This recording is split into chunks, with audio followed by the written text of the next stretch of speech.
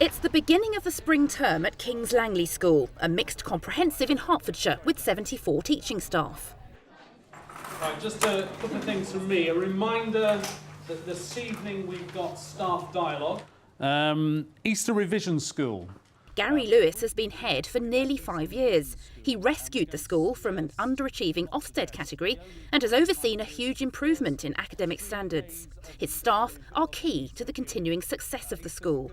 Recruiting excellent staff is perhaps one of my most important roles and tasks. I don't anticipate losing too many staff this year. Inevitably there will be those that move on, and 2 or 3 will be going for promotion, which is always nice. There are other staffing issues. We're very concerned about managing stress in our school. It's incumbent on me as a head teacher to ensure that everybody works in a reasonably contented environment, and getting the balance between pushing and shoving and yet supporting and loving is a difficult one. Have a good day, everyone. Morning, girls. Since arriving at King's Langley, Gary has appointed a number of bright young teachers, knowing that they're likely to move on after 3 or 4 years. Not quite sure what that is, if it's got a head or what, but it's okay, certainly unique. All right. He's particularly concerned that Mike Windsor, an outstanding technology teacher, has reached this point. It's on Gary's mind at his first meeting of term with the Chair of Governors, Francis Stickley. Now, I've got 1 or 2 teachers that have made appointments to see me. They're labelled personal. And personal usually is worrying because that means they want to move on. Yeah. There was one in particular who's coming to see me this afternoon in technology. He's been an outstanding success. I suspect he's looking to move for his first managerial responsibility. I could offer this chap quite a reasonable retention sum linked to some responsibility, and I'd like your okay to go ahead and do that. I think we should. Good teachers, they're such a valuable asset. Gary's walkabout at break takes him into the technology department. Morning, folks. Everyone okay? Yeah. Having breakfast. So, New Year's resolutions, gentlemen. The New Year's resolution in the technology department is to eat yet more chocolate biscuits. Cheers, guys. Mr. Luffman. They're all yours, Michael, aren't they? They are, yes. I've been at King's Langley for 2.5 years, and it's been my first placement school, so I started here as an NQT, and I'm really pleased with, one, the progress I've made, but also how well I've been involved in the school. That's it, trimmed to the right size now. So you need a bench hook and a tenon saw. To be honest, I've always wanted to travel with my job, and the opportunities for teaching design technology abroad are quite minimal. So there's an opportunity came to teach in Holland recently. I met with a young teacher this afternoon, and frankly, I offered him an inducement to stay. But I said, come and speak to me in the early part of next week, because what I'd like to do is actually dangle a sufficiently attractive carrot in front of him that he doesn't even bother applying for the job in the Netherlands. Retention of good staff is crucially important to Gary, who is continually striving to improve standards. After school today, there's a staff dialogue, a regular informal get-together, which is part of Gary's focus on staff well-being. Today, they're discussing possible ways of easing the pressure on their working lives. I mean, I remember there was one discussion about an ironing service. Yes. Well, it seems like a ridiculous thing, but I'm just sat there thinking about how many hours a week do I iron shirts for? Laugh. People have spoken, said either yoga, Pilates, something like that. Really? You're shaking your head. I'm shaking my head because I have no idea what Pilates is. Those are guys that fly aeroplanes, aren't they? No, it's not. Whatever service the staff decide they'd like to see, Gary will offer financial support. I can guarantee some form of subsidy because this is about staff well-being. This is about making our lives better and therefore, frankly, making us more effective in the classroom. So, it's a win-win scenario for the governors and for me, frankly. Something else that Gary funds is the annual Wellbeing Survey. Staff are asked to complete an online questionnaire covering all aspects of school life and relationships. It's something that's really helped to boost the morale of the school. The working environment's improved, we've got new toilets for the staff, we've got a forum where we can speak to the head teacher now. It really has opened up communication. A few weeks later, there's a result from the staff dialogue. So we have hired a Pilates teacher. They're going to run a 10-week, 10-hour course. Fully qualified Pilates teacher coming in, and I'm quite sure everybody will enjoy it. It's what they wanted. We've supplied. I'm paying for it, rather. The school is paying for it. But I'm happy to do so. But despite all Gary's efforts to retain staff, Mike Windsor has decided to take the job in Holland. He wants to further his career. He sees the opportunities working in a very good school in Holland as an opportunity to broaden his experience. And I can't argue with that. It's something I would have wanted to do as a young man myself. So unfortunately, he's leaving at Easter, which is the worst possible time for us, because he will be leaving his examination classes literally in mid-run, just before they start their very vital revision programme. So that is very frustrating. I have no chance to replace him with a permanent teacher at that time. 3 weeks later, and the advertisements are out in the Times educational supplement. Here we are, Friday the 26th of January. Unfortunately, a large number of adverts in. And I'm simply looking at a large amount of money spent here before we start. I mean, that's £3,000 worth of adverts in one go. It is really important that when a teacher looks at what is hundreds of adverts, that there must be something in the advert that stands out to attract them to the school. We go for a larger presentation, that's a box with the school badge, so we're able to put a little bit more information in.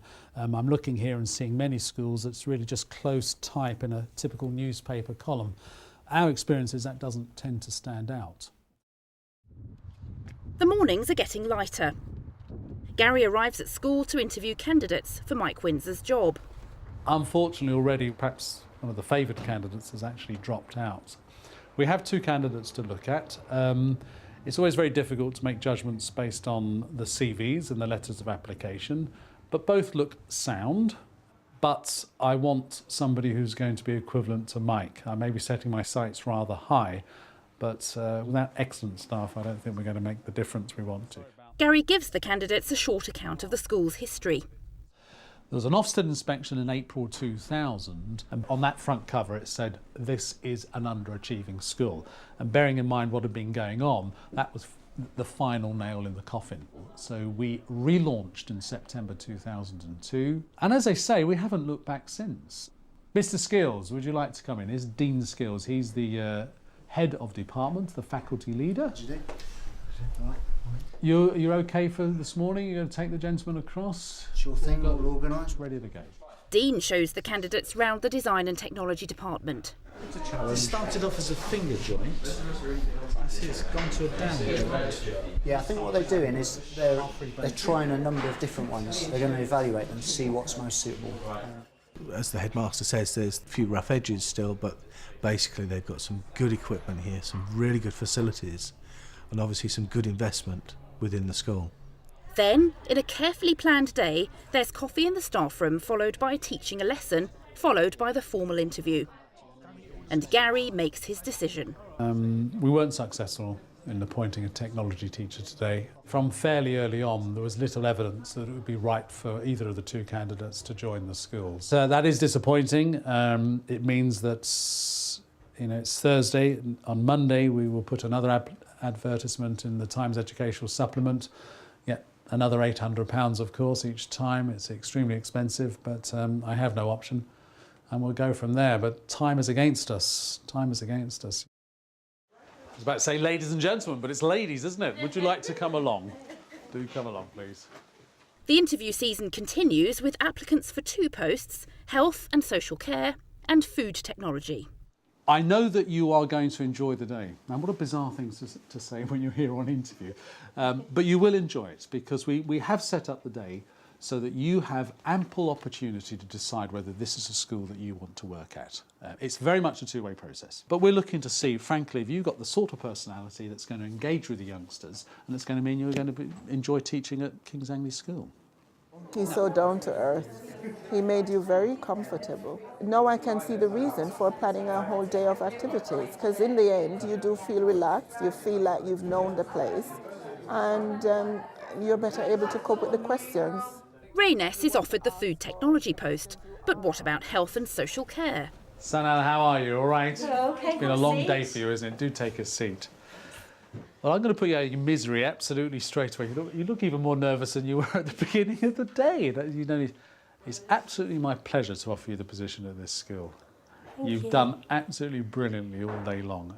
With several other first-class appointments already in the bag, Gary's on a roll, apart from the appointment of a technology teacher. Right at the end of term, Gary interviews again, and this time the stakes are even higher because there's only one candidate. Right, well, again, thank you very much for coming today, and I'm always very appreciative of the fact that you've made the effort to apply, write a very good letter of application. Another introduction to the school. We're still lagging slightly on our academic performance, but that's coming up rapidly. Technology, which is one of the most successful areas in the school, outstanding. I mean, an A-level results just going through the roof. We just had our technology resistant materials A-level AS results from January, and youngsters who are predicted Ds are getting As. Really? Oh yes. We take management of stress and other scenarios extremely seriously, and we do what we possibly can. I mean, for instance, we've booked Pilates classes for a Friday evening, oh, so really? we pay for it as a school. And I do Pilates. yeah, right. Well, there you are. Dean arrives to show the candidate around. Have a really good day, okay? Thanks very much.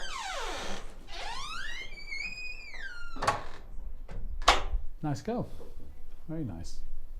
The interview this morning with Mr. Lewis, the introduction, was really interesting. It's not something I've had at a school before, where they actually sort of sit you down and very honestly tell you about the history of the school.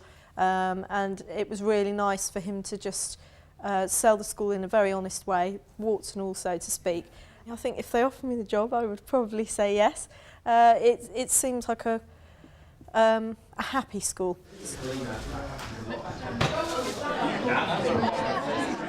It's the staff drinks at the end of term. It's been a long, hard term, a very successful one. Looking at the youngsters going away today, the vast majority, and it is the vast majority, have had a great time, and that's down, as always, to your care and support. And it's farewell to Mike Windsor.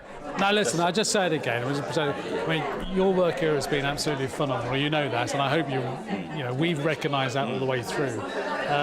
And I reiterate what I said to you earlier on as well. If it doesn't work out in Holland, and I'm sure it will, because you'll be successful wherever you teach. But if it doesn't, ring us up straight away, because we'd give our right arm to have you back here, as you well know. But has Gary found the right person to replace Mike? Okay, Dean. Liz, well, only takes one good one, doesn't it? We've only got one candidate today, but my first impressions of the young lady were very positive. Yeah, she's been good all day. She's asked the right questions and given the right answers. And I suppose looking at it positively as well, being a female, resistant materials a little bit. It's a good. I was going to say it's a good role model, isn't it, for the young girls, the young ladies who might be interested in doing it. Hiya, Liz. Come and take a seat. Thank you. You all right? Yes, good, thank you. Yep. Not quite so nervous now. Well, actually, you weren't ever very nervous, which is No, not too bad, yeah. Liz, I'm going to put you out of your misery straight away. It's my great pleasure to offer you the position of technology teacher. And brilliant. Welcome on board. Thank you very much. We're delighted to have you on board. Excellent.